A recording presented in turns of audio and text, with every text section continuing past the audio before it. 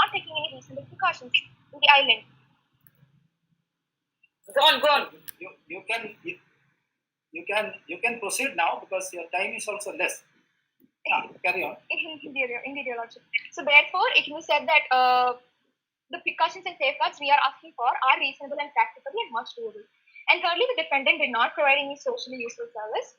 So therefore, all three factors of the Bolton test have been met with in the present case, which proves that defendant did breach the duty of care by not providing accommodation and an onshore medical team.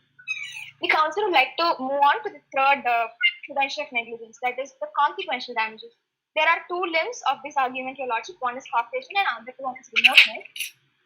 So first, with regard to the causation, Your Lordship, the counsel of the defendant is seen to have made use of the but-for test to ascertain the cause of plaintiff's injury. However, it must be noted that the but-for test has several disadvantages with respect to underestimating certain material factors causing injuries and might lead to paradoxical results wherein the plaintiff can be left with no course of action. In order to elucidate the same, let's take the example of Julius Caesar.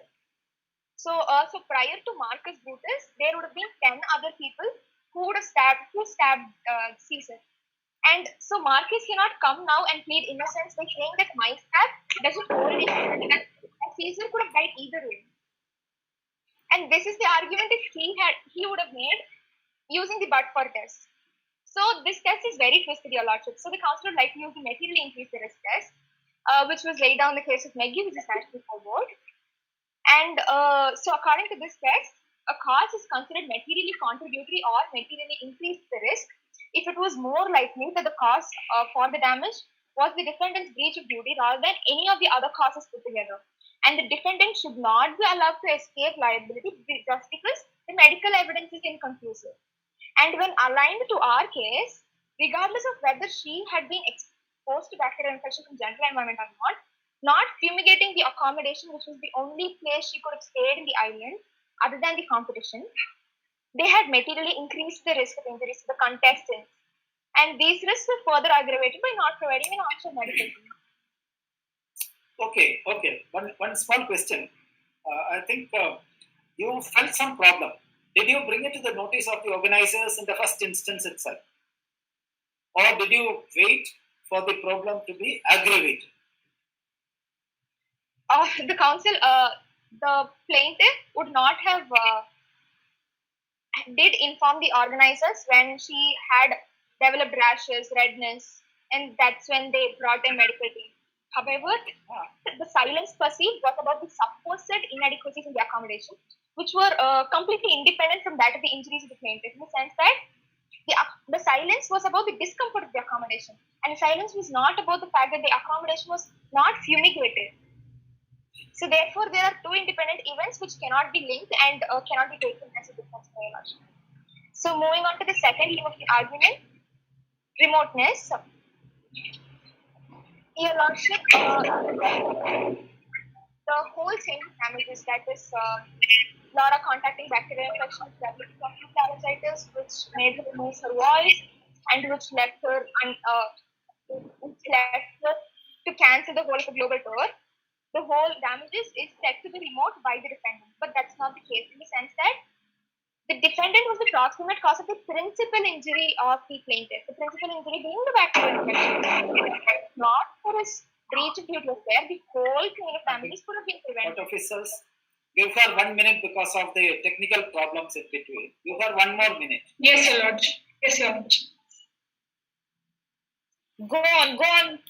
Yeah, please. Counsel, please continue.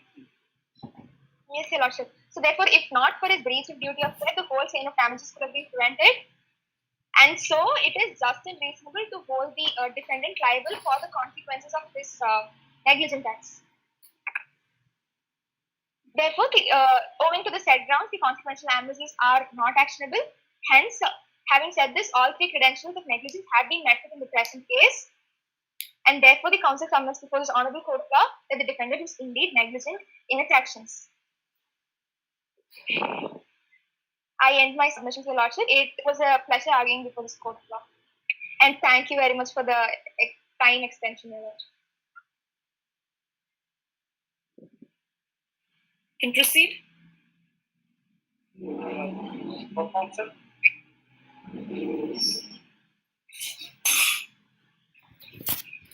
Yes, Your Lordship, the speaker too shall stop. Yeah. Yes. Yes.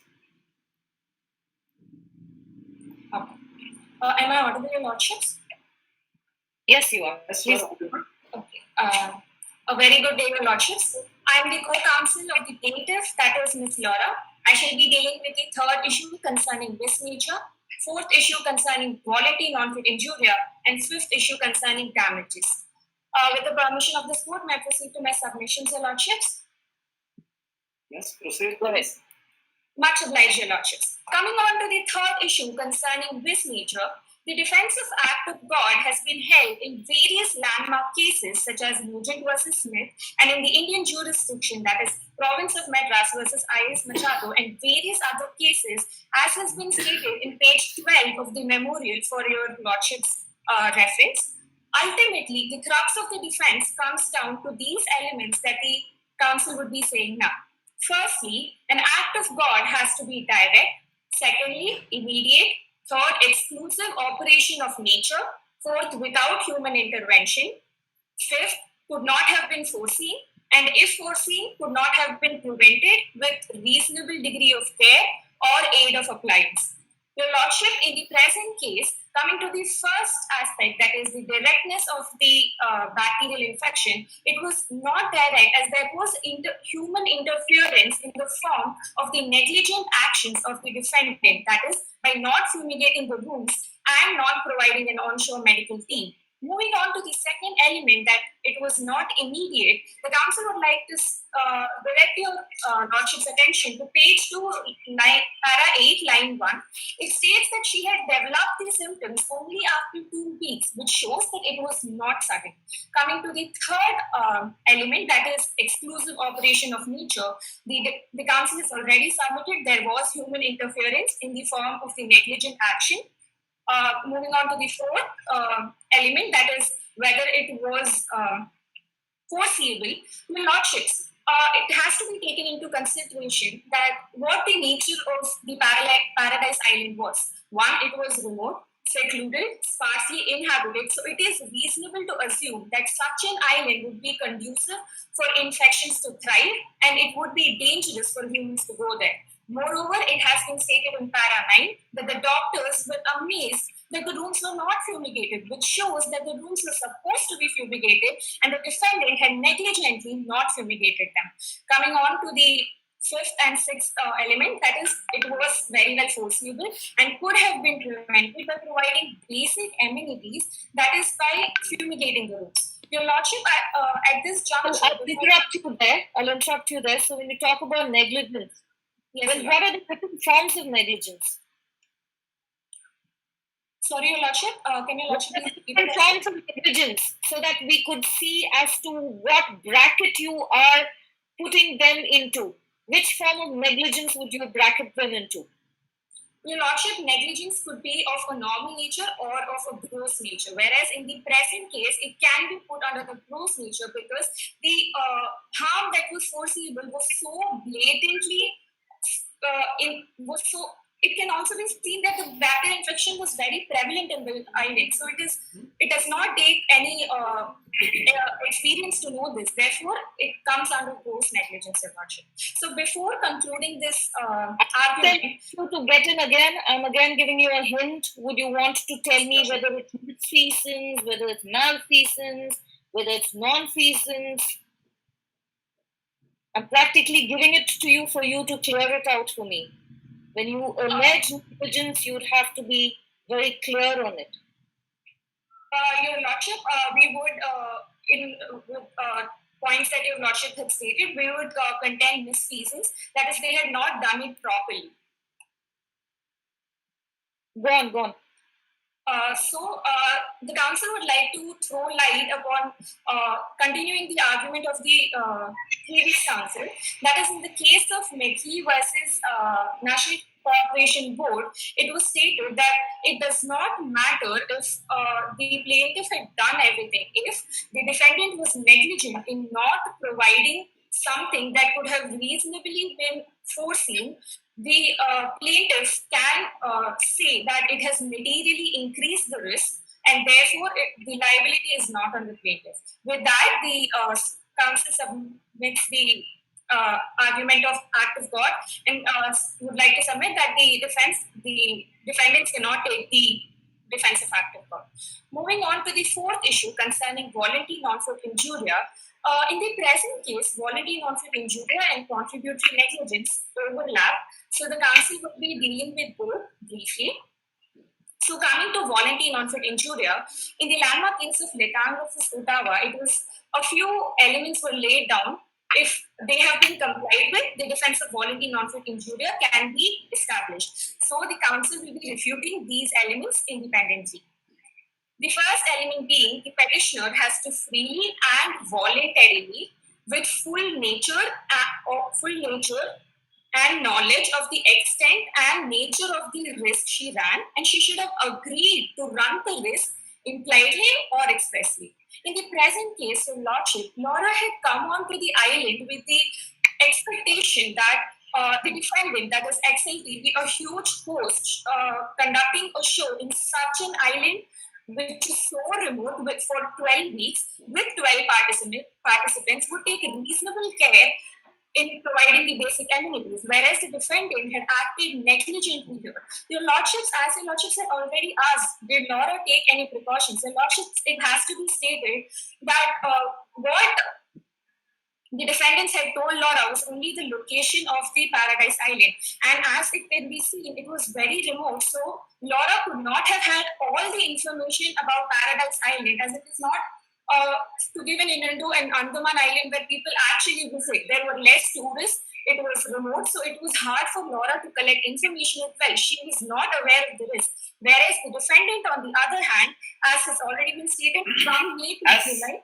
Yes, Counsel, as a reasonable person, yes, Lordship. she should have anticipated these kind of difficulties there, because even she is not aware.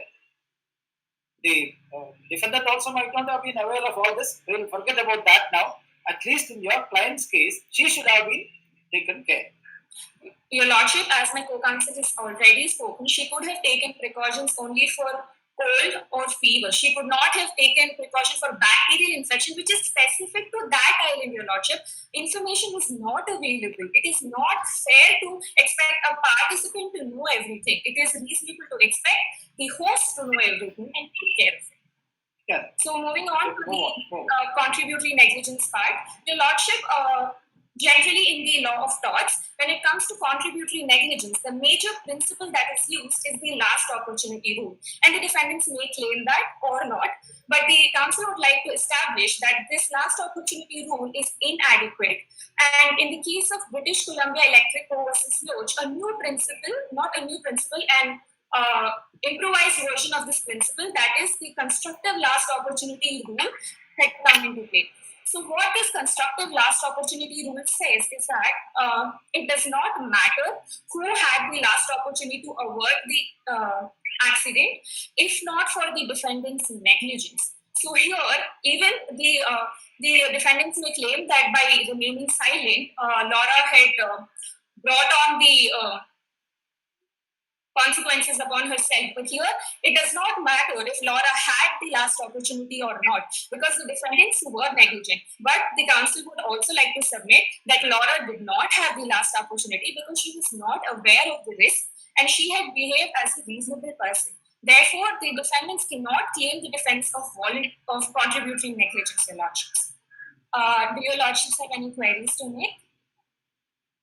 Now, how do you claim that you need to be compensated for the negligence? Well, you do state that you had swelling and pain and high fever, which led to laryngitis and all of it. Your Lordship, how did that in turn affect your work, or how did that in turn affect you in a manner that you would need to prove that the negligence was of a certain consequence, that it affected your work in turn? Your Lordship has asked this question at the right time. The counsel was just about to move on to the damages, where all these questions will be held with under different heads and will be explained more explicitly, Your Lordship. So, can I answer the question along with the submissions, Your Lordship? No problem. Go ahead. Much obliged, Your Lordships. So, coming to the final and fifth submission, that is regarding damages. So, this will be dealt with under 4 contentions. Firstly, regarding medical loss. Secondly, regarding loss of revenue on account of cancellation of tour. And thirdly, with regard to loss of income. And fourthly, with regard to pain or suffering. So, with regard to all these arguments, yes. So before moving on to all these arguments, the council would like to explain what the nature of acute laryngitis was. And to have a medical backing for that, the researcher of the team has shared the screen, Your Lordships. So if Your Lordships may see, what is laryngitis? Laryngitis is an illness which affects the larynx, that is, the upper tract of the plaintiff, and if symptoms persist, it can have a major impact on the physical health, quality of life, and even psychological well-being. So, as we have understood what acute laryngitis is, Your Lordship, the council would like to explain the very poor state of our client, that is the plaintiff, Miss Laura.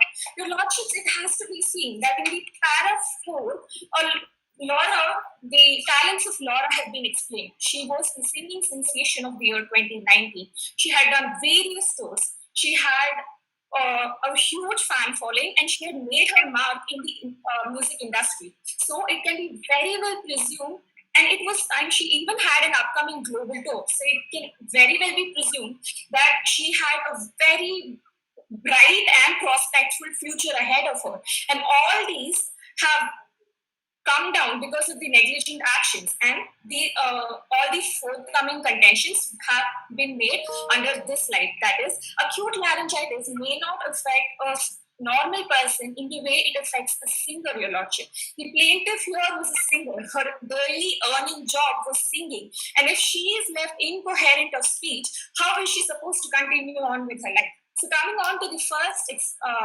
contention relating to medical expense, the council would like to submit that Laura, as Your Lordship had asked the question, the council would answer it right now. That is, Laura had developed the symptoms, that is redness, rashes, and swelling after coming on to the show after 2 weeks.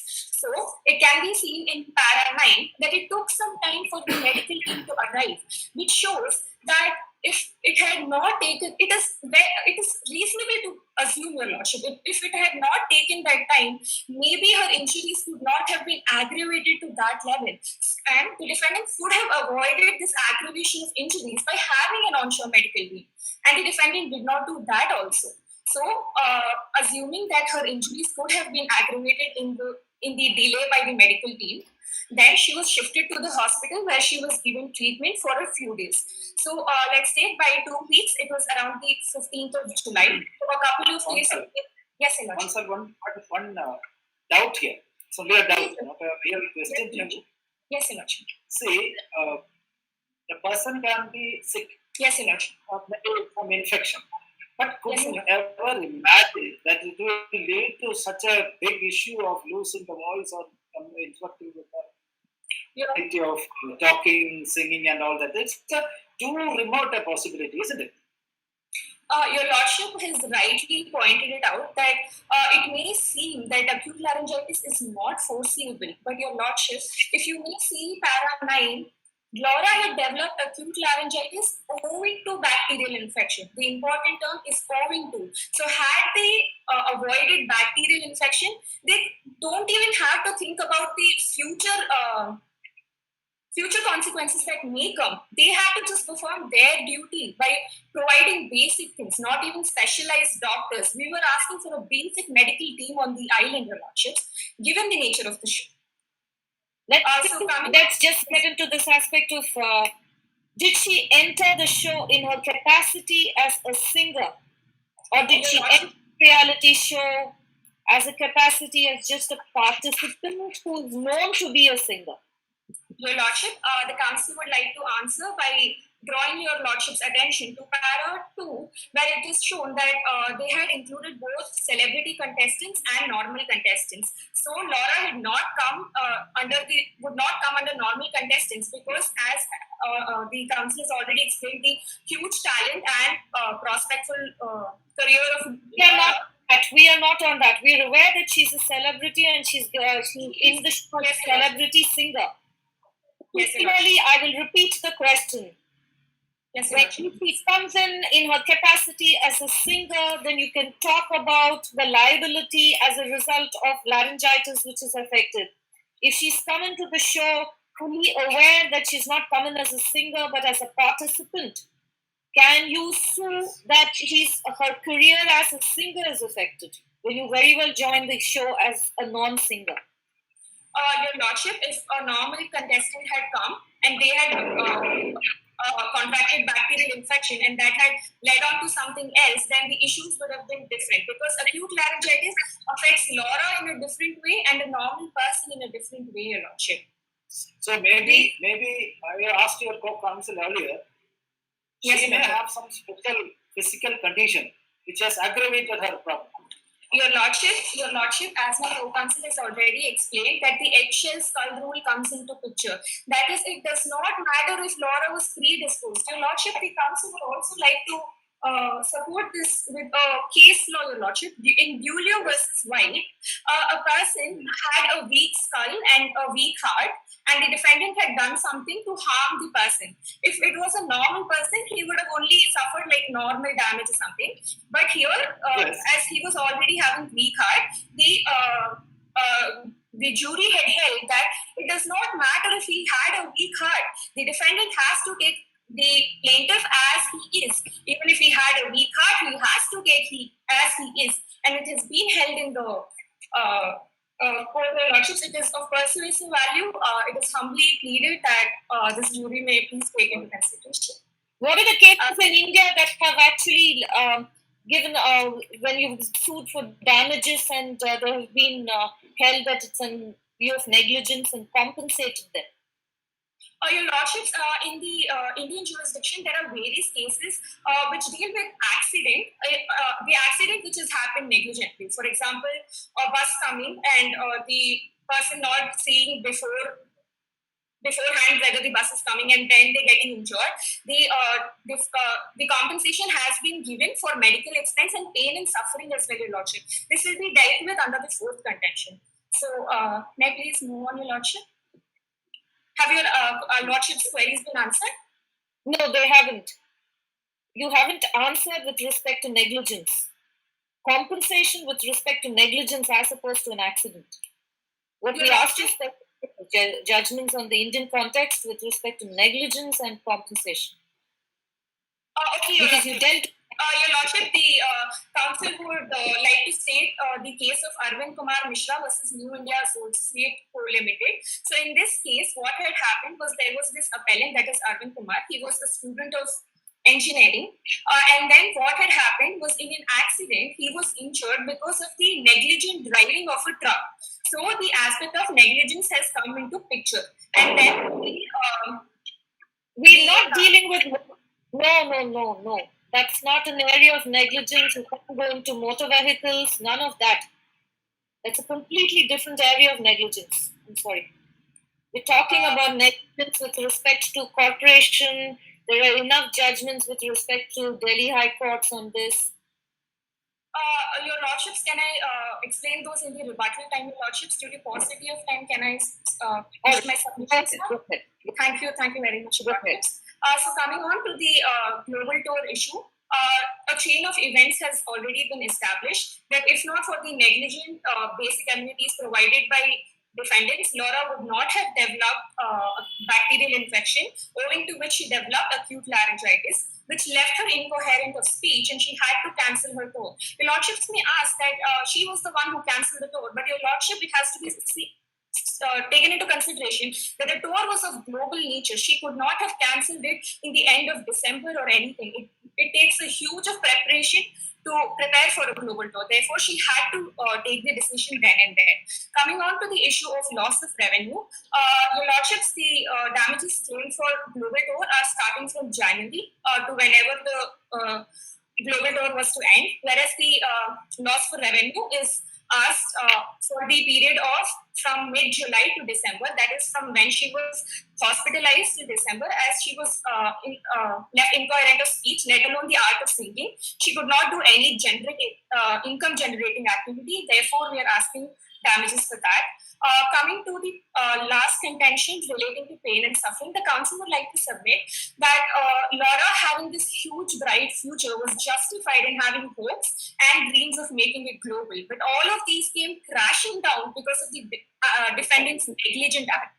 Your Lordship, pain suffered by Laura, if I may take just a minute, Your Lordships. Go ahead. Thank you very much, obliged, Your Lordships. So Laura had this pain and suffering incurred by Laura is very grave indeed. Therefore, the defendant is liable to pay all the damages sought by the plaintiff. With that, I conclude my submissions. May I move on to the prayer, Your Lordships? Go ahead. Yes. Much obliged, Your Lordships. Therefore, in the light of facts stated, cases cited, issues raised, and arguments advanced, it is most humbly prayed and implored before this Honorable City Civil Court of Bengaluru that it may be graciously pleased to adjudge that first, the defendant was negligent in his actions, and second, the plaintiff is entitled to damages as sought.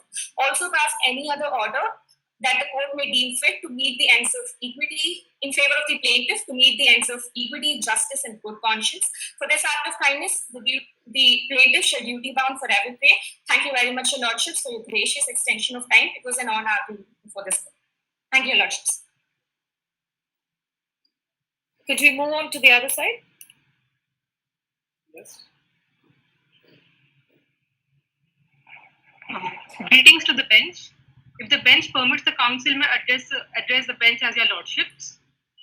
If Your Lordships are well... Just 1 minute. You're not fully visible.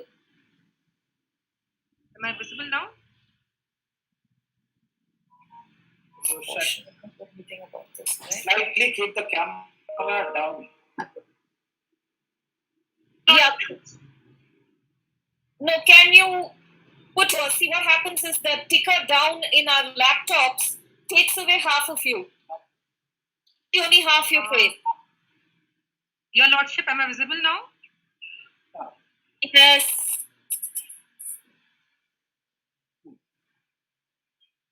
Go ahead. Shall I proceed, Your Lordship? Yes, please. If Your Lordships are well versed with the facts, the council may proceed to the arguments advance. In the arguments advance, Your Lordship, the council will be speaking the first and the second issue, and my co-counsel will be speaking the third and the fourth issue. Permit the council may proceed. Yes. Go ahead. Your Lordship, it is most humbly submitted that the plaintiff is guilty of contributory negligence. In the case of Crown versus Butcher, it was stated that contributory negligence is a man's carelessness in looking after his own safety. If Your Lordship permit, the council may proceed with the first sub-issue of the first issue. Yes, please. Indeed.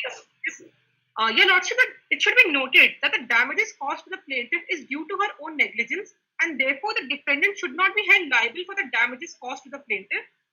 A plaintiff guilty of contributory negligence when he or she has by his own want of care so far contributed to the damages occasioned by the negligence or improper conduct of the defendant that but for want of care the defendant would not have occurred.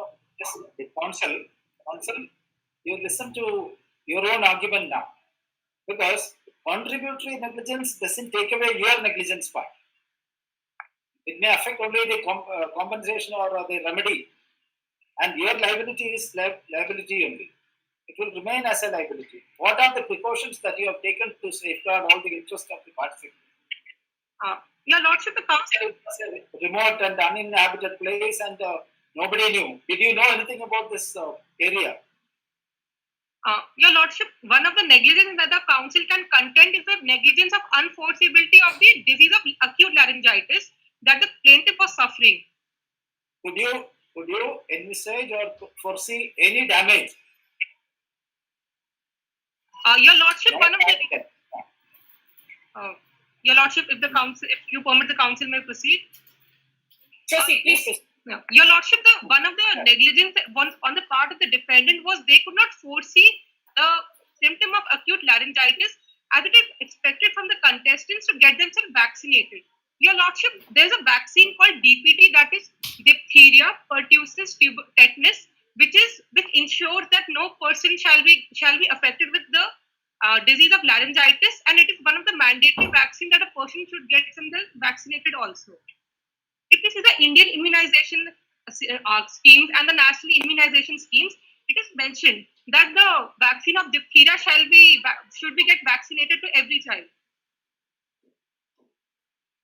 Okay. As the researcher has presented about the universal scheme, in which it explicitly shows that the DPS vaccines shall be get vaccinated to all the people, as it is one of the mandatory vaccinations which is being suggested from the government also. If your Lordship permit, the council may proceed. Yes, please. Move on. If your Lordship permit, the council may proceed with the second sub-issue of the first issue. The second sub-issue is the defendant had maintained a standard of care. It is humbly submitted that the defendant had maintained a standard of care as the plaintiff had prior intimation regarding the location of the shoot for the reality show, and it was specifically stated that the entire show was to be shot at a remotely secluded, sparse inhabited island called the Paradise Land. Therefore, it was a duty of the plaintiff to take necessary precautions accordingly, such as getting herself already vaccinated, as it was earlier stated by the council. Your Lordship, if you may refer to para 7 of page 2 of the arguments advanced, it is important to note that the defendant had maintained the set standard of care as necessary. Also, all necessary and plausible care and precautions were taken. And when the defendant had the knowledge upon the development of Laura's infection, the medical team was called as soon as possible by the defendants without any delay, Your Lordship. But it is only expected, Your Lordship, that an island being a remote one, the medical time would have taken some reasonable time to reach there, and she was provided with all the medical care and facility, the basic medical care and facilities by the defendant before getting shifted to the hospital. Also, Your Lordship, as a matter of fact, the rooms that they were stayed were not fumigated only to avoid any other danger, which according to any reasonable man is more common than the disease of cutaneous diphtheria. Your Lordship, if you may see paragraph 8 of page 3 of the argument advance, the council would also like to contend that, just a second, yes, Your Lordship, as we knew in the present situation, the wake of the global crisis, that is the COVID-19, we saw that there was an upsurge of using the fumigation techniques to contain the diseases. Like various private agencies and companies were providing door-to-door facilities. Even the government tankers and vehicles were seen pouring down huge amount of disinfectant. The consequence of fumigation was such hazardous and ineffective that the WHO in the situational report, 15th situational report, clearly stated that the instruction of fumigation and misting is not recommended. If Your Lordship permit, the council may like to researcher can open the WHO report, which explicitly states this fact. I think you can skip that. Is that a brief? All I want to know. Sorry, please go on. Please go on. I'll ask next. Your Lordship, can you repeat your question, please? Okay, then I think you answer the question and proceed forward. Your Ladyship, do you have any questions? Yes, all I want to know is, wasn't that a primary breach of your duty? Your Ladyship, one of the reasons why fumigation was avoided was to prevent a greater harm of it. As we knew that having we done the fumigation, there might be some other ill effects and harmful effects to the other contestants as well. Is that set forth by you anywhere? It's not explicitly stated in the moot proposition, but Your Ladyship, as we knew that it was a remote secluded island and the concept of the show was regarding back to nature, and as we knew that the shooting was at a natural habitat. Yes. Program was organized in a place which is towards at a remote area. In the remote area, if you do that, what is the precaution that you have taken? That Why? the medical team arrived Yes. only from the reporting. No, was specifically the question to you as Dr. Space is, why was there no medical care present at that spot? Please answer us to the point on that. Your Lordship, it should be noted that if we already had an ambulance present there, it would have taken the same time to getting Laura shifted to the same place as the ambulance. Who prevented you from getting an ambulance there? When you choose Your a Lordship. location, all the necessary precautions. You are taking human beings there. Even animals cannot be taken without any precaution nowadays. Then you have taken human beings and asked them to be there in a particular remote area without any medical assistance or any other assistance there. Then you are saying that it is because of somebody else's fault. You have to be responsible for your action, isn't it? Your Lordship, the council would like to state that the defendant had maintained the basic medical first aid, and it was not foreseeable that Laura would develop acute laryngitis, and also it could not foreseeably expected from the defendant to maintain a specialized team of doctors at a remote place. As he just earlier stated that it was a remote island, it was not possible for the defendants to maintain a specialized team of doctors which are specialized in the various fields. What is the test of foreseeability? What is the test of foreseeability? Foreseeability, yes. If your ladyship may refer to the case of ladyship may refer to page 5 of the argument advance, paragraph 17. In the case of Oversea Tankship Limited versus the Miller Steam Company, the foreseeability test was given. The findings were that damage were foreseeable when it was reached on the following conclusion. First, there was a real risk, although remote. Second, the risk was great in nature, as a reasonable man would have known the gravity of the risk. Fourth, the action to eliminate risk presently had no difficulty. Your Lordships, the action that was needed to be taken care to avoid the risk of infection of fumigation of doom and the implant of the same had many harmful effects, which would have definitely have exposed the other countries to ill effects. It is foreseeable that harmful fumes will affect the health of everybody. Instead of giving weightage to the risk of infection, which is now so rare, and the vaccine has been developed many years ago, as the disease of laryngitis was something that was very prevalent in the 1900s. Did When you I insist on? Please go on. Sorry. Did you ensure that your participants have taken all these kinds of vaccinations? Your Lordship, Your Lordship, it is reasonably expected, as the Council stated earlier, that the DPH vaccine is one of the mandatory vaccines that the contestant should have been vaccinated. In the contract, I think you did not insist on any of these things. Now you can't claim that. You have missed out that. You did not ask any of them to comply with certain things. Counsel, when I ask you a test of foreseeability, yes, I expect you to tell me that the test of foreseeability is 1, 2, 3, and these are the things that we have adhered to. exactly. And the case of the plaintiff comes outside the purview of the test of foreseeability because I have taken due precautions. I have done 1, 2, 3, 4, 5 with respect to this being a remote island. I did 1, 2, 3, 4, 5. That is the test of foreseeability, and I don't hear that answer from you.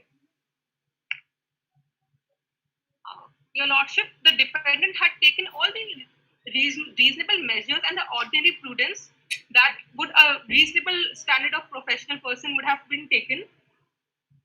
But as we knew that the bacteria was common, but the disease of laryngitis was unforeseeable in its nature. Go on, let's proceed. Indeed, Your Lordship. Your Lordship, if you refer to paragraph 18 of the page 6 of the arguments advance, it is mentioned that if a man is injured in such a way that his injury may give an amount, he must have reasonably and carefully. It is quite possible that in spite of all reasonable care, his injury may give to such circumstances that as a result, he may sustain further injury.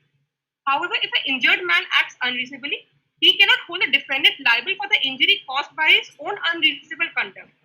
And therefore, his own irreasonable conduct becomes novus actus inter rem. All right, so you pause there and tell me what was it that they acted against their own interest? Indeed, Your Lordship. That very Your fact that Lordship you read, please put the plaintiff within that meaning. One of the things, Your Lordship, that should be noted that the plaintiff was silent about the fact that she was facing some discomfort. Your Lordship, it should be noted that a person's health cannot be put in front of your reputation, goodwill, and credibility. Our health is the most important aspect in today's time. And Laura, if she was facing any sort of discomfort, she should have informed the defendant at the earliest opportunity. And though her disease may not get cured easily, but it would have been prevented at a very, very early stage by the defendant. Go on. Indeed, Your Lordship. If Your Lordship permit, the counsel may proceed with the second sub-issue. That is, the defendant's act was not but for cause for plaintiff's injury. The defendant's act was not but for factor, because even in Excel TV had taken due care, the plaintiff still would have contracted diseases, as there were many other factors responsible for the disease, and only those factors which fulfill the criteria for but-for test is considered as cause. As we knew, Your Lordship, the format of the show was back in nature, and generally the shooting used to be conducted at an outdoor spot. If not in the facilities of the accommodation, the plaintiff Laura would have contracted the diseases outside during the shoot of the show. Also, the principle of sign cause non states that if a result would not have happened for certain, and the event is cause, contrary, it could not have happened anyway, and the event is not a cause. Your Lordship and Ladyship, if you see the case of Barnett versus Kelsa Committee, in this case, I'll stop you there. First things first, there's no such thing as ladyship. In all your reports from here on, you will have to realize that a ladyship is not equivalent to that of a lordship. So now, especially with an all-women semi-finals, you should be more than aware that a lady can be referred to as a lord. And the meaning of a ladyship is not the female gender of a lordship. All right? Indeed, look at it will end up being a wife or for whatever. A ladyship does not mean an equivalent of a lordship. Never make this mistake, especially when you have an all-women semi-finals. Indeed, Already, the reference to lordships would always be gender-free, gender-neutral. Indeed, Your Lordship. Please proceed. Your Lordship, if you may permit, the counsel may proceed with the case stated. That was Barnett versus Chelsea. In this case, the claimant's husband called in early in the morning at the defendant's hospital and complained of puking after having tea. He was told to go home and consult his doctor later, which though amounted a breach on the part of hospital as it was a duty of care. And also the husband later died of arsenic poisoning. But the hospital was not held negligence. Even if the disease had been examined and treated with proper care, the probability was that he could have died anyway. If we apply the facts of the ratio of this case, even the defendant had the rooms fumigated, there were high probabilities that the plaintiff would have gotten affected with the infection, owing to the fact that she was not vaccinated and the island was a common hub, as it was stated by the counsel earlier. The counsel rests its case. Now, if your lordships have any questions, the counsel. As my lord has also asked you before, isn't the onus on you to verify whether somebody is vaccinated or not before taking them to an island? Doesn't that come within your purview of verification? Due diligence. Your lordships, it was expected that the contestants would have been vaccinated, as the vaccinated has been mandatory, and the National Immunization Scheme also states that these vaccinations are to be vaccinated in the months of 16 to 24 years of a human life's age. So it was expected by the contestant, and the defendant had seen that the vaccination, the contestant would be vaccinated with the particular vaccine, that of the DPH. Okay, so you're going on assumption. Indeed, your lordship. All right. Cheers. So shall we move on to the next?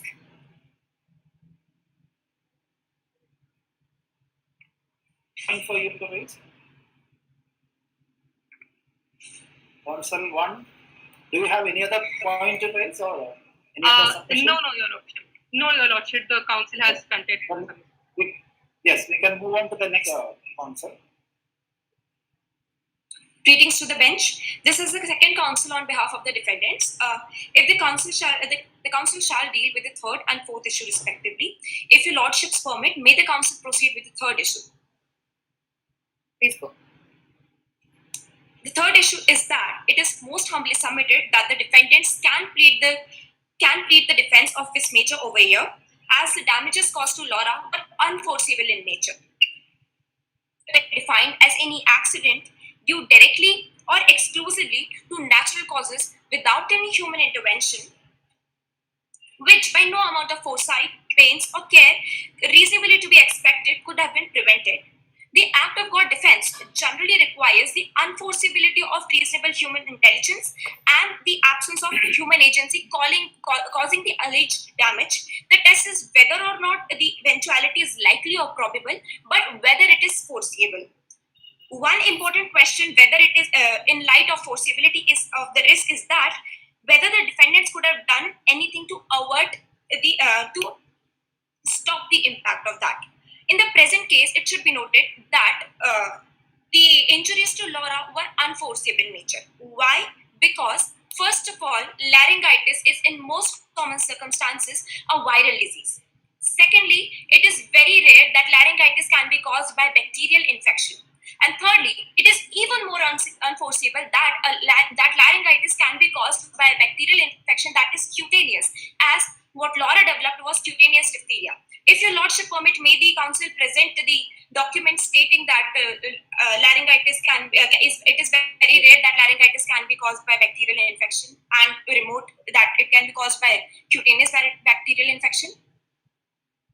Please go ahead.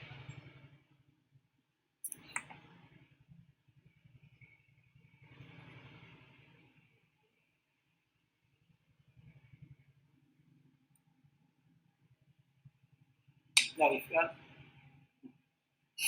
Yes, your lordship.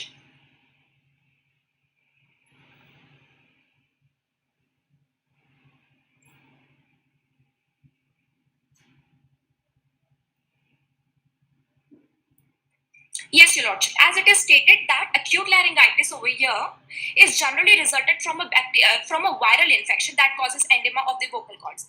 And over here, below this, it is stated that acute laryngitis is rare in the era of vaccination, but no one may encounter the case of acute diphtheria in unimmunized population. And it is to be noted that vaccination is available for the same. So that is why it was very unforeseeable for the defendants to foresee that a person from such background and such celebrities will not be vaccinated against something that is even mandated by the government. yes. Also, That it is a even question. rare that Counsel, it can be happen. Yes, your lordship. Counsel, one question. You said that government mandates certain cautionary steps. Some immunization are mandatory. In such an Yes, instance, if government is insisting on certain things, did you ensure that you are also seeking that this will be completely complied with by all the contestants and your team? Your lordship, it should be noted. Yeah, your lordship, it should be noted that this vaccine, that is DPT, which is also for tetanus, that is usually we can expect that taken by everyone in this population because it is so propagated by the government, should be taken at a very early stage of 3 to 28 months of age. Then I think below 5 years of age, and so on, and at a very early age. So it was expected by the defendants that people from. One second. You also said in between that even Yes, tetanus toxin injection was not available with your team. No, Because no medical facility was there with your team. your So lordship. you were not at all prepared for any exigency. Forget about a very serious exigency, but even for a mild thing, you are going to have the habitation for a couple of weeks, and there you can expect any sort of some injury, physical injury, and if Yes. somebody gets a cut on the body, there should be some kind of a ATS injection facility available. Your So lordship. You have to wait for the medical team to arrive, and it took time. Your Lordship, Then it should be Okay. Is it your case that if somebody is already vaccinated, they will not stand the risk of catching this? Your Lordship, the possibility is very, very minimum, and that it is therefore So unforeseen. it is possible. It's not impossible, it is possible. Any vaccination for that matter does not give you 100% assurance that you cannot catch that disease in any worst case scenario also. But it is always expected. We all get vaccinated on the belief that we won't be catching the disease, right? That is what vaccinations are for. One second. You have a duty to take care. Yes, Before Your you Lordship. say that others should take care. Yes, You Your should Lordship. have taken care. Then Your Lordship, it should be noted that the facts are silent about the medical team being over there. It is not. It is to be noted that we had the basic first aid kit available over there, but it is not possible to maintain a set of specialized doctor that is especially for a dermatologist. As Laura developed, was the first was cutaneous diphtheria. That is why it is not possible for us to maintain a dermatologist, cardiologist, ophthalmologist, and every specialized doctor. The basic first aid kit with betadine and this is your A first aid kit does not mean that you have a general physician there. Yes. We're talking about you admitting that you only had a first aid kit there and you did not have an ambulance for immediate relief. So, which means that you did not have even a general physician there. So, you can not argue on the fact that you didn't have specialists there. Is it your case that you had general physicians there on site? It isn't your case. The facts are silent about this, that having a Yeah. general physician or not. You need to convince us that there was no negligence. How are you going to convince us on the fact that there was no negligence? Your Lordship, it should be noted that the amount of time taken for the medical team to reach here was only minimal, and a certain amount of time which can be only expected because of the remoteness of the island. For supposedly, even if we had an ambulance present over there wasn't a hospital to be built in the nearby location. Always has immediate relief care with the trained personnel there, which would be the nurses or a duty doctor would be in the ambulance. And as you know, always immediate first aid or CPR is always given. So you can't say, somebody had a heart attack, even otherwise he would have died, because the time for the ambulance taken to go to the hospital, he would have anyway died. You always do CPR first. That is done by trained professionals in the ambulance. So we're talking about you failing in your duty to provide immediate relief. Your Lordship, it is to be noted that what Laura developed here was acute diphtheria, and for that, a general physician might not have been helpful because that needs a skin specialist over there, and that is why we could not have it. Although we maintained a first aid kit, we did not have the ambulance because of the remoteness of the hospital itself. It would have taken the same amount of time for the doctor to reach over here as equal to the time that was required by us to take the patient to the hospital, which was the distance was the same over here. How would she need a skin specialist? Because what she developed was a skin diphtheria. So at the first instance, it should be diagnosed by dermatologist only when you get rashes over your body and all. It is what is expected from a reasonable human being to go to a dermatologist if you're having rashes. All these arguments on these kind of factual issues will not take you anywhere. It will not take you out of the duty. You have a duty, and how will you say that I don't have any duty and the participants have to have a duty before you ask them that it is your problem? I have taken care want of you to address your arguments specifically on the fact that there was no negligence, there was complete due care, and other participants were not affected. You need to convince the court that there has been no negligence on your part, and even if it is misfeasance, because there was an argument by the other side that it was misfeasance, So you would have to counter that and explain to us how misfeasance would not be applicable to you. Please proceed. Your Lordship, over here, the elements of negligence usually are foreseeable. But one major element of negligence is foreseeability over here. And as we contended, that it was not foreseeable for us that a viral infection, which is usually a viral infection, can be developed by a bacterial infection, that is skin infection. This argument cannot be accepted. Also, it should be noted, Your Honor, it should be noted, my lords, that there was no other contestant whatsoever who had complained about the same kind of bacterial infection or cutaneous diphtheria, for that matter. It was the plaintiff who was negligent in not getting vaccinated against it, even when the remoteness and the specifications of the island were informed to the plaintiff over here. If any one of there was no other contestant who complained about the same. Would you have any judgments in support of your case where if it was a stray case of just one person getting affected, it would be on the cause of their own negligence and not on your part? Are you able to support it with anything? Your Lordship, the council seeks a bare minimum amount of time. Your Lordship, you have to come prepared on a specific case or not on a general case. You would have to convince us as to how in other cases negligence was not attributed to you in view of the fact that nobody else was affected and it was only the plaintiff. Your Lordship, the council seeks ignorance. Please proceed. Which takes us to the fourth issue, that is the defendant are not liable to pay the damages claimed by the plaintiff.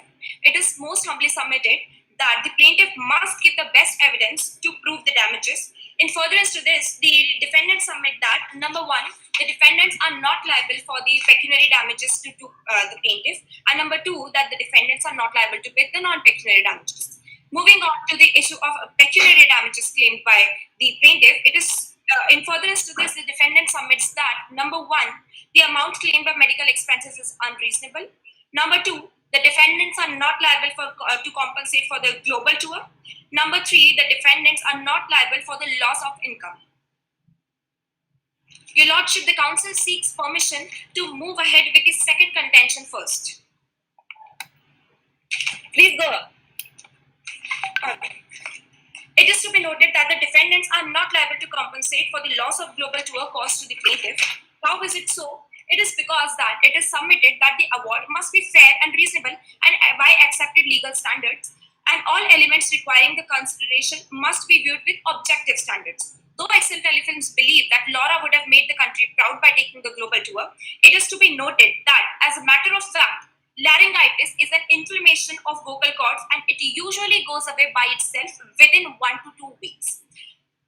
Acute laryngitis over here is a mild, self-limiting condition that typically lasts for a period of 3 to 7 days. If this condition lasts over 3 weeks, it is called chronic laryngitis, and the mood proposition explicitly says that what Laura had was acute laryngitis and not chronic laryngitis. So we can very well establish that she got cured within 3 months. Had it been 3 weeks, had it been more than 3 weeks, the problem would have stated chronic laryngitis. Which takes us to the fact that the global tour, Laura was in talks with GMT. There was no mention of any specific contract over there. Laura was in talks with GMT, and the tour was scheduled on January 2020, and she was to be free by the end of November 2019. Now, as a matter of fact, our show began on 1st of July 2019. Laryngitis within the 2 weeks of starting of the show, that is 13th to 14th of July, as the show started on 1st of July, Laura developed the infection.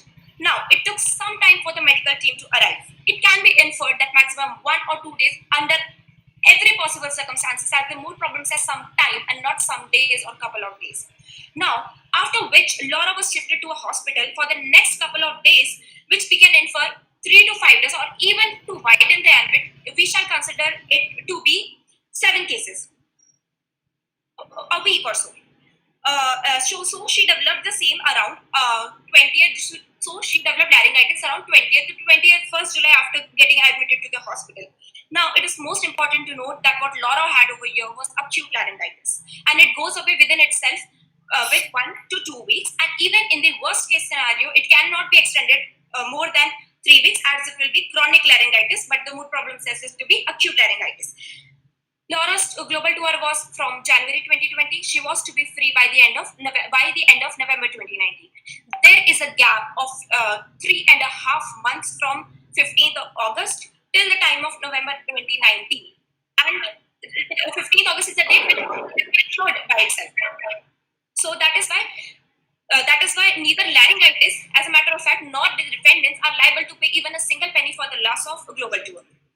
With this, the council seeks permission to move ahead with the third point, that is, the defendants are not even liable to pay for the loss of income cost to plaintiff. As a matter of fact, as established in the previous issue, that the laryngitis would have been cured within the 15th of August, even if we widen the ambit and take a very liberal interpretation. It is to be noted that this was a binding contract over Laura. Coming to Back to Nature show with Excel Intelligence. The contract was for 12 weeks. If she would have stayed on the show, it was for the 12 weeks. So it can be assumed that for this 12 weeks of time, Laura would have been free, and there wouldn't have been no prior commitments for that, which means till the time of October. And Laura would have been cured by the mid of August. So there was no loss of income whatsoever, as she was there present in that show, and had it, even she was hale and hearty, she would have been the show itself. That is why we are not even liable for pay of any loss of income over here. Which takes us to the first point again, that the medical amount that Laura is claiming we are not liable to pay for that. How? Because number one, there was no chain of causation formed over here. Number second, the mitigation of damages should be reasonable, and number three, that the damages caused to plaintiff are unforeseeable. Moving to the point of chain of causation, it is generally accepted for this is the but-for test, as mentioned by my co-counselor, Barnett versus Chelsea. It is to be noted that even it is well established that even if the defendants did not have the rooms fumigated, only to avoid the greater risk of the diseases that can be caused by fumigation of the rooms, inclusive of asthma, which is a lifelong disease, as explained in the causation issue, Laura would have still developed the infection of cutaneous diphtheria. How? Because she did not get vaccinated, and most of the shoot was outside the accommodation. The time that Laura had to spend in the accommodation was bare minimum, and even if she was not vaccinated, she would have caught the disease anyway. But for test will be applicable here because the shoot was outside the location, and the bacterial infection was very common in the eye. Also, it is to be noted that when a plaintiff injury is attributable to a number of causes, including the defendant's negligence, the combination of the breach of duty by the defendant and the plaintiff's injury does not give rise to any presumption that the defendant's negligence caused or materially contributed to the injury, and the burden of proving so is laid upon the plaintiff. And over here, Laura remaining silent further aggravated the disease, as had she been vocal about at the very first instance, medical team would have arrived much sooner. And as the document presented by my opposite counsel, it was stated, there was a sentence mentioned over here that acute laryngitis is diagnosed and managed at the primary level. So, had she been vocal, it would have managed much more sooner. Which takes us to the point that the mitigation of damages were unreasonable over here. Though Excel Intelligence is very sorry for what Laura had to go through, but after admitting, sorry, Your Lordship, the council wants to contend something else. Not speaking in spite of discomfort, especially when the disease could have been cured at the earliest opportunity, had she been vocal, is a sign of not acting with due diligence. And Laura's silence was not only harmful for her, but for other contestants also, because this disease is contagious and spreadable. Laryngitis is easily communicable disease, and so is cutaneous diphtheria. So she risked all of us at the danger of spreading of that disease. And Laura could have very well avoided the trouble, firstly by getting vaccinated as a prevention of her own part, because we cannot get vaccinated at the age of an adult age, because it should have been done at a very early stage of life. And the defendant are not liable for the loss suffered by plaintiff in consequence of her so acting. Though Excel Intelligence is very sorry for what Laura had to go through, but it is to be noted that after admitting Laura to the hospital, as much as we wanted to do something for her, the matter was out of our hands, because the production house are no medical experts or no medical doctors over here. And as contended in the issue of this major, the damages over here were were unforeseeable.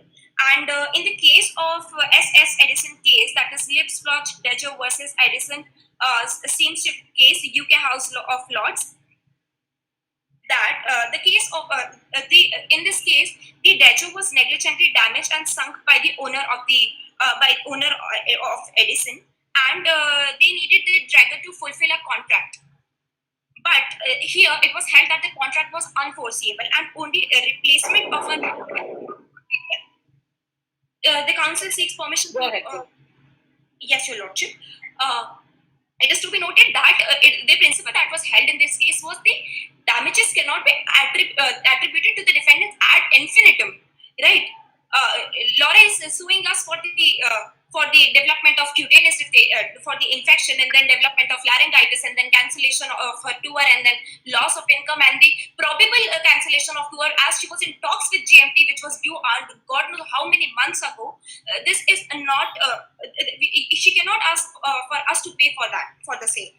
With this, the council seeks permission to move ahead with the last sub issue, that is, the plaintiff is not entitled to get any non-pecuniary damages as well. That it is submitted that it is the non-pecuniary damages claimed by the plaintiff are unnecessary quantification of damages.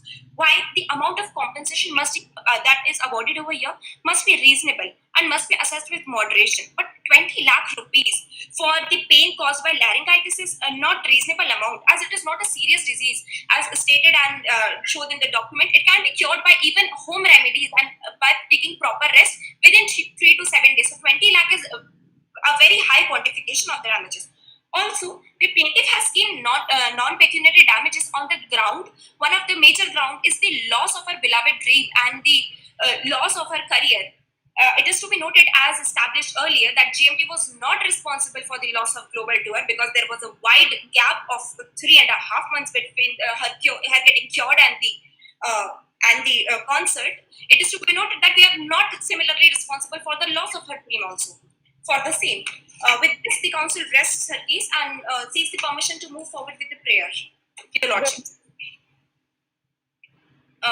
Yes, Your Lordship.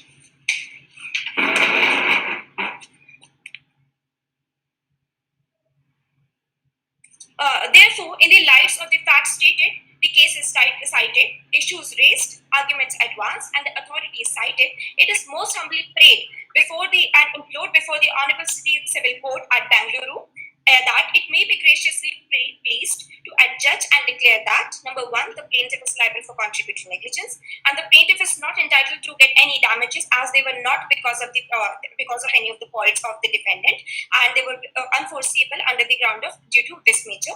Also, pass any other order that the court may deem fit in favor of the defendant to meet the ends of justice, equity, and good conscience. For this act of kindness, the defendant shall be duty bound forever.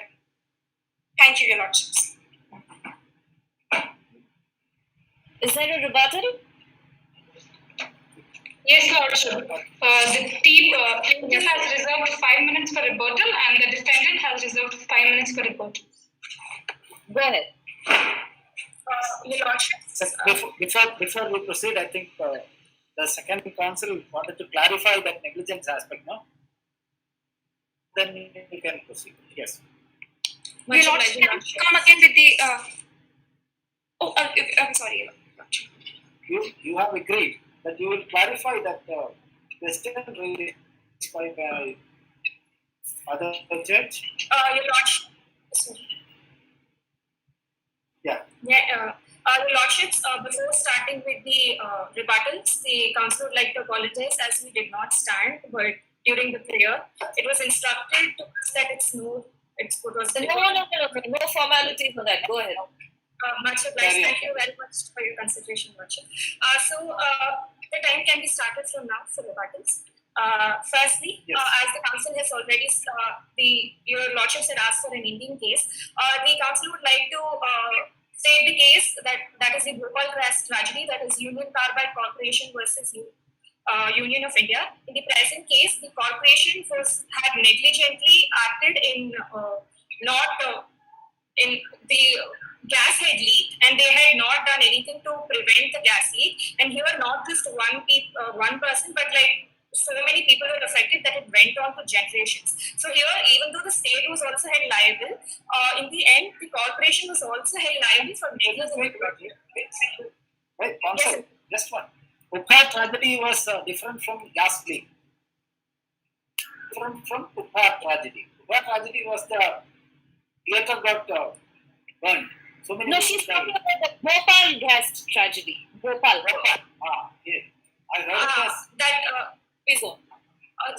sorry, coming to the What we're talking about is the Delhi theatre case. A theatre burned down. So since it was not very clear, he heard Bhopal as Ukkar. So go on. Sorry, Go on. So moving on to the first point of rebuttal, the opposing counsel had made a lot of assumptions, Your Lordship. They had stated that Laura was supposed to have a vaccination, that is the tetanus vaccination for a bacterial infection called diphtheria. The researcher would be sharing her screen, and it will be shown that diphtheria is not the only cause of acute laryngitis, and there are various other bacterial infections which can cause an acute laryngitis. Even if there was a vaccination, the defendant firstly had not explicitly told the plaintiff about that risk as well. Coming to the second point, that is the scope of consent, Your Lordship. There is a scope of consent that Laura can give. Just because she consented to coming on the show does not mean she consented to everything. And consent does not only mean overt actions, it can mean silence in reasonable circumstances. In the present case, she was reasonable in staying silent because there were many implications if she had spoken up. Moreover, she was not aware of the negligent actions of the defendant of non-fumigation negligent action as well, Your Lordship. Coming to the third assumption that they had made was that fumigation is very dangerous. Your Lordship, it has to be seen that with increase in literature and scientific knowledge, it is very well, as my co-counsel had already showed a PDF showing the benefits of fumigation which overweigh the risks of fumigation. If fumigation is done, it is only for the better. Moving on to the next point, that is, they had drawn a parallel line with coronavirus that you're not supposed to fumigate. That is World Health Organization had told, you don't have to fumigate for coronavirus. The Lordship, it has to be taken into consideration that is a virus, and in the present case we're talking about and not a virus. The precautions that need to be taken are different as well. Coming to the sixth point, as the Lordships had rightly pointed out in the opposing team's counsel, we had only asked for a basic doctor, that is a basic medical team on the island, and not a specialized doctor, Your Lordship. So that argument does not work, Your Lordship. Moving on to the fact about novus actus intervenience, and then saying that she had been silent and therefore it was that was novus actus intervenience. The counsel would like to state the principle that novus actus intervenience is a third party, Your Lordship. The defendant, there is a negligence on part of defendant, and then third party affects that negligence, and because of that, plaintiff's injuries aggravate. In the present case, plaintiff, even if she could be the novus actus intervenience, but she was not, Your Lordship, as has already been explained in the submissions, Your Lordship. Coming to the next point regarding, they had assumed that, if I may take a second, Your Lordship. Yes, Your Lordship. So they had stated that that proposition has stated she got acute laryngitis, and then acute laryngitis only lasts for 2 weeks. But Your Lordships, it has to be taken into consideration that proposition comes first and then the clarifications are released. In the clarification 28 and 29 very clearly state that she was hospitalized for 3 weeks, and even after discharge of 3 weeks, she was still under medical supervision and medical care, it could be implied that she was not completely cured. So it could be a case of chronic laryngitis as well. We're not saying that it is, but it could be. That assumption has to be taken into consideration. The researcher has shown the clarification as well, Your Lordship. Your Lordship, can you please refer to that? Coming to the next point. Counsel of the opponents had stated a case of Lagden versus O'Connor, which states that if the if the risk is foreseeable, you don't have to pay damages partly or something. But that is, what the council would like to say is that that case has already been overruled, which says that if loss is reasonably foreseeable, You have to seek time because sorry, time, and then we will grant you. the council has not taken. No, go ahead. Sorry, Lakshmi. This case has been overruled, and the new case has stated that a reasonably foreseeable risk must be compensated, and they must take the victim as they are, as explained before by Excel's Kalbun as well. With that, I complete my rebuttal. Sorry for taking extra time, Your Lordships. Thank you very much for. Thank you. I will quickly ask you, what you people have not covered is proximate cause. Now, when a plaintiff is suing, I would want to hear what exactly is the proximate cause for you, because that is not clear at all. Secondly, on when you go on the aspect of damages, you would have to convince the court on why you have arrived at a certain figure and how you would want to split that up for you to have come to the conclusion that is the X amount that you want to seek. So quickly on proximate cause and damages, convince the court in a minute. Yes, Your Lordship.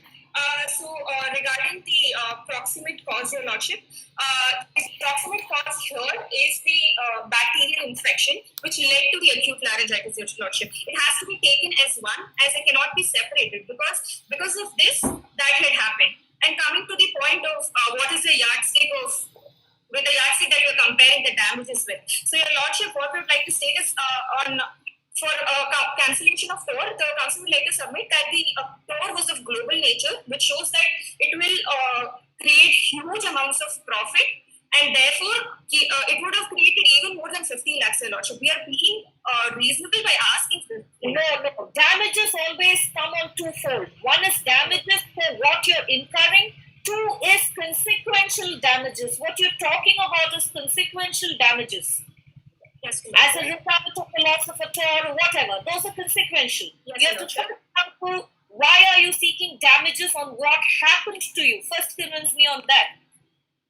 Your Lordship, it was only because of the negligent action that the chain of actions had started, Your Lordship. That link had started there, which in the end led her to losing her voice, and that decision of cancelling the TOR was forced upon her because of the circumstance created by the defendant. If the show was, if Your Lordship, are always first talked about in terms of the trauma, in terms of the difficulty that you face, in terms of the grief, in terms of the pain and suffering. You start with that and then you go to consequential damages. Sorry, Your Lordships. The council stands corrected, Your Lordships. So, Your Lordship, it has to be seen that Laura had immense potential. That was singing sensation, lots of TOR, lots of fans. This shows that she had a huge hope and dream of making it global. And it was, she even had a contract. Even it was not stated